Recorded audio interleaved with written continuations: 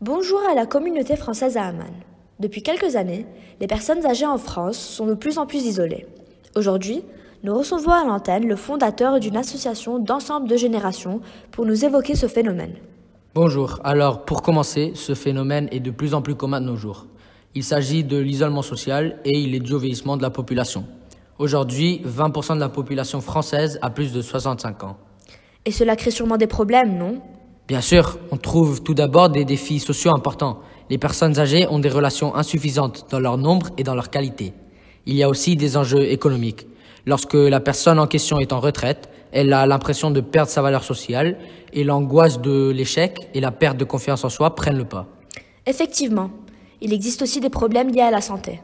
Pour expliquer cela, nous accueillons Madeleine. Madeleine, peux-tu nous décrire ta situation en ce moment ?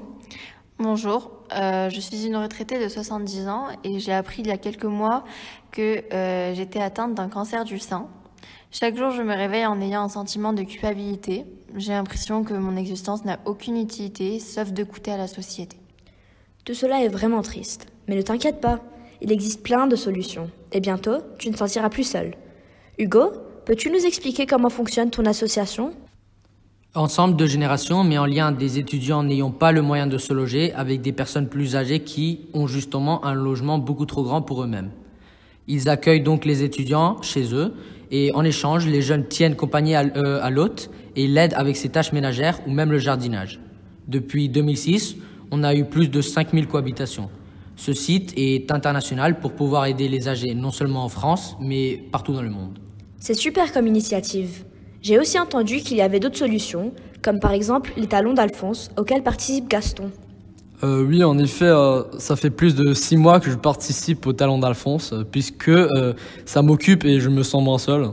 Je reçois plusieurs appels par jour. Certaines personnes me demandent de garder leurs enfants, d'autres veulent des cours de tricot ou de bricolage. Ces derniers mois, j'ai reçu un peu plus d'une centaine d'appels qui me permettent de rémunérer mon aide à domicile. J'en suis très reconnaissant, je me sens utile. Merci beaucoup de m'avoir accordé du temps pour vous poser des questions. À bientôt.